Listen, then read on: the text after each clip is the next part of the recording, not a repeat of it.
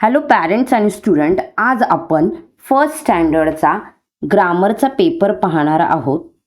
CBSE किंवा ICSE board किंवा state बोर्डची मुलंही करू शकतात. हे बेसिक ग्रामर आहेत जे फर्स्ट स्टँडर्डला असताना मुलांना शिकवलं जातं. जास्त डीप काही गोष्टी शिकवल्या जात नाही, पण आज मी तुम्हाला पेपर पूर्ण कसा आहे ते सांगणार आहे. तर व्हिडिओ शेवटपर्यंत पहा. ह्या व्हिडिओमध्ये आपण कॉन्सोनंट, वॉवेल, सिंग्युलर, प्लुरल त्याच्याबद्दलही मी इन्फॉर्मेशन देणार आहे. आणि कॉमन नाऊन प्रॉपर नाऊन वगैरे सगळं डीपमध्ये ह्याच्यात नाही आहे. मुलांना फक्त कॉमन नाऊन शिकवलंय ह्या युनिट टेस्टसाठी. फर्स्ट क्वेश्चन आहे, सर्कल द वॉवेल्स. कशाला सर्कल करायचे मुलांना? Vowels given below.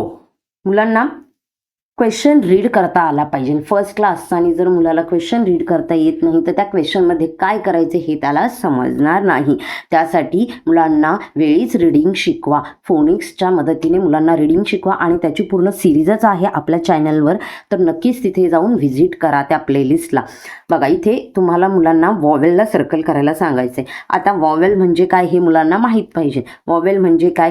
A E I, O and U हे 5 वॉवेल आहे. हे मुलांना अगदी नर्सरीलाच आपण शिकवायला हवं. तर यांना काय करायचे? सर्कल करायचे. तर इथे काही स्पेलिंग दिलेले आहेत, तर याच्यात मुलाला AEIOU असेल तर त्याला सर्कल करायचं आहे. पहिल्या याच्यात ए आणि ई हे वॉवेल आहेत. दुसरं आईचं स्पेलिंग आहे, त्याच्यामध्ये आय हा वॉवेल आहे आणि ई वॉवेल आहे. नेक्स्ट थर्डमध्ये आय वॉवेल आहे. फोर्थमध्ये ई अँड ए हे 2 वॉवेल आहेत. फिफ्थमध्ये ई अँड ए हे 2 वॉवेल आलेले आहे. विदाऊट वॉवेल एकही वर्ड बनत नाही. हे अगदी लहानपणापासून मुलांना सांगा. प्रत्येक वर्डमध्ये एक तरी वॉवेल असणार, कमीत कमी एक, आणि एकापेक्षा जास्तही असू शकतात, पण ॲटलिस्ट एक वॉवेल असणार. विदाऊट वॉवेल वर्ड बनत नाही. सेकंड क्वेश्चन पाहूया. अशी प्रॅक्टिस तुम्ही मुलांना करून घेतली मुलांकडून तर नक्कीच त्यांना ग्रामर इझी जाईल. क्वेश्चन 2 आहे, कम्प्लीट द मिसिंग लेटर. म्हणजेच इथे काही स्पेलिंग दिलेल्या आहेत, तर मुलांना त्या स्पेलिंगमध्ये मिसिंग लेटर ॲड करायचे आहे. तर पहिली स्पेलिंग आहे मंकीची. तर मंकीचं स्पेलिंग काय? MO दिलेला आहे, MONKEY, मंकी. मंकी म्हणजे माकड. मुलांना मराठीतही अर्थ सांगत चला, कारण की बऱ्याचदा मुलांना रीडिंग येतं पण मराठीत त्या गोष्टीला काय म्हणतात हे त्यांना माहीत नसतं. त्यामुळे अगदी लहान वयापासून प्रत्येक गोष्टीचा आपल्या मातृभाषेत मुलांना नक्कीच अर्थ सांगा. त्याचा पुढे जाऊन तुम्हाला खूप फायदा होईल. जेव्हा मुलांना मोठे मोठे सेंटेन्सेस, मोठे मोठे पॅसेज रीड करायचे असतील तेव्हा त्यांना ते काय रीड करतात हे कळण्यासाठी हेल्प होणार आहे. त्यामुळे ही सवय अगदी लहानपणापासून लावा. नेक्स्ट स्पेलिंग आहे एलिफंटची. ई दिलेला आहे, ELEPHANT,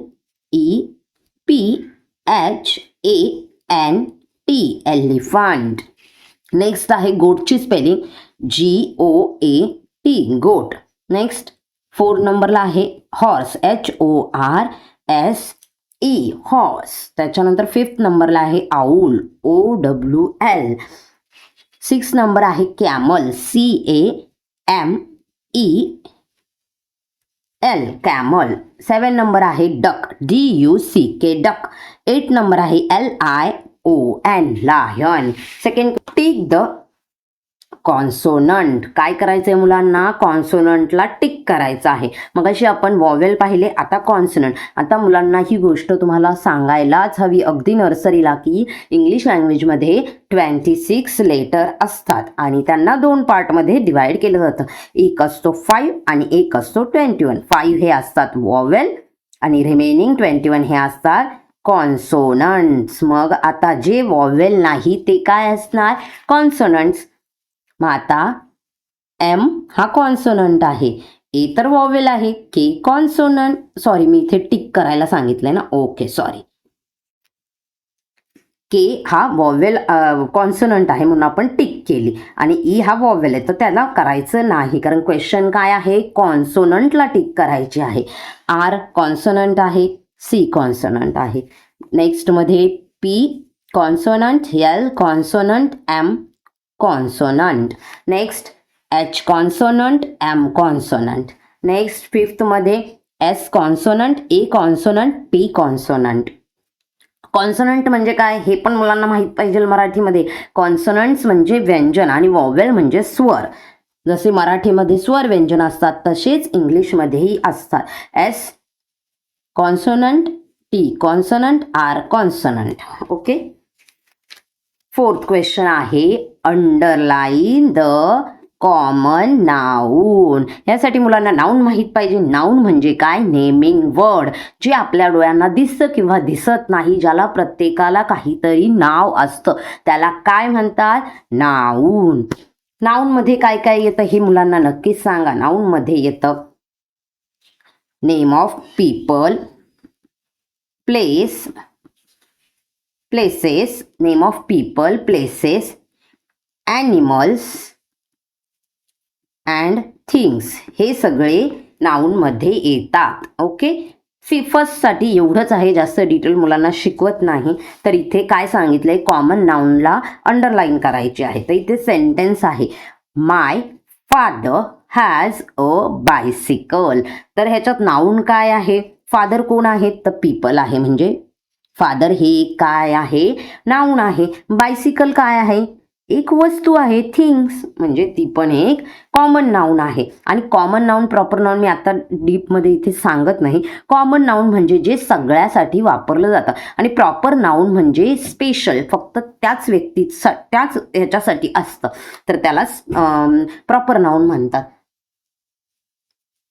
is that a cat. ह्याच्यामध्ये कॅट हे काय आहे? कॉमन नाऊन आहे. Next my house is on a hill. House, cat हे काय झालं? ॲनिमल.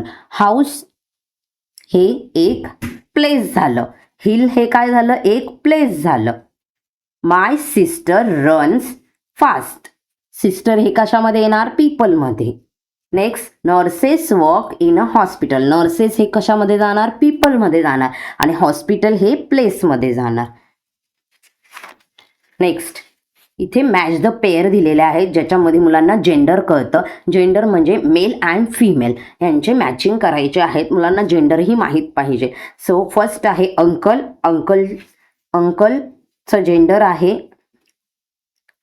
अंट.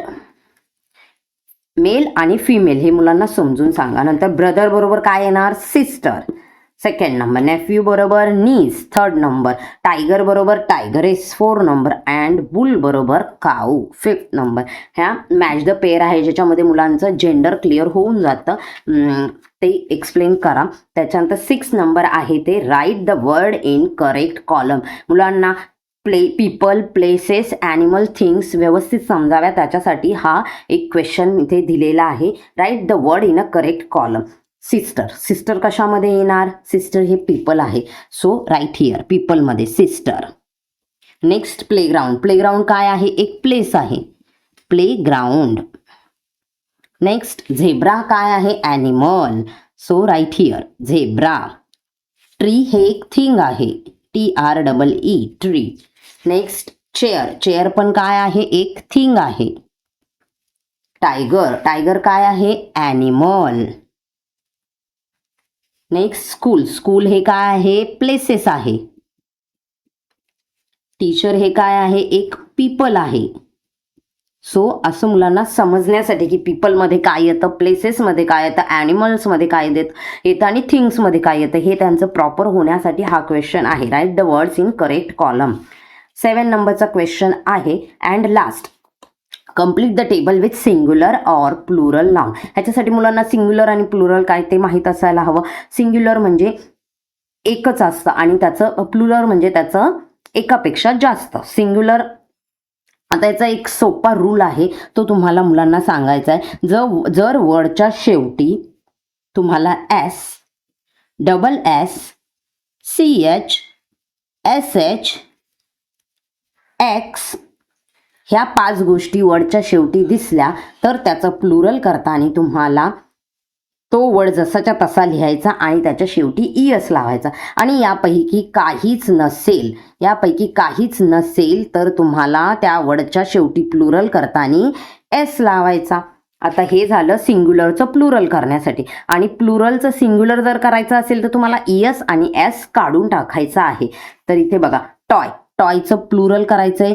ह्याच्या शेवटी आहे ह्याच्यातलं काही SSS CH SH हे चेक करायचं. अँड X ह्या 5 गोष्टी वर्डच्या शेवटी आहेत नाही, सो त्याला प्लुरल करताना तुम्हाला S लावायचा आहे. अंकलच्या शेवटी पण ह्यांच्यापैकी काहीच नाही आहे, त्यामुळं अंकलचं स्पेलिंग जसं तसं लिहायचं आणि शेवटी S लावायचा. आता चर्चमध्ये शेवटी इथे CH दिसत आहे, सो चर्च जसंच्या तसा वर्ड लिहायचा आणि शेवटी ES लावायचा, चर्चेस.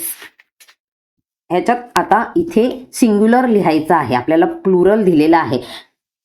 रिबन्स इथे प्लुरल दिलेलं आहे, तर शेवटी काय येते बघायचं. इथे S आहे, सो आता याचं सिंग्युलर करताना तुम्हाला RIBBON एवढंच लिहायचं आहे. ॲपल, ॲपलच्या शेवटी काही आहे का S आपल्या रूलनुसार नाही, सो S लावायचा. नेक्स्ट शूज, शूजच्या शेवटी ES आहे पण E काढायचा नाही, ओन्ली S काढायचा आहे. Shoe SHOE shoe. Next glass, शेवटी रूलनुसार S आहे, सो ग्लासेस ES ॲड करायचा. प्लुरलमध्ये ॲड करायचं आणि सिंग्युलर जर करायचं असेल प्लुरलचं तर तुम्हाला ES किंवा S काढून टाकायचा आहे. किटेन, किटेनमध्ये आहे नो, तो S लावायचा प्लुरल करण्यासाठी. नेक्स्ट स्टार, स्टारच्या शेवटी मी रूल सांगितलं त्यातलं काही नाही आहे, सो तुम्हाला S ॲड करायचा. लास्ट बेंचेस, ह्याच्या शेवटी काय दिसतंय तुम्हाला ES दिसतोय, मग तो आपल्याला काढून टाकायचा आणि BENCH बेंच. ओके, सोपं आहे, मुलांकडून करून घ्या, इझिली मुलं करतील. व्हिडिओ पाहिल्याबद्दल धन्यवाद.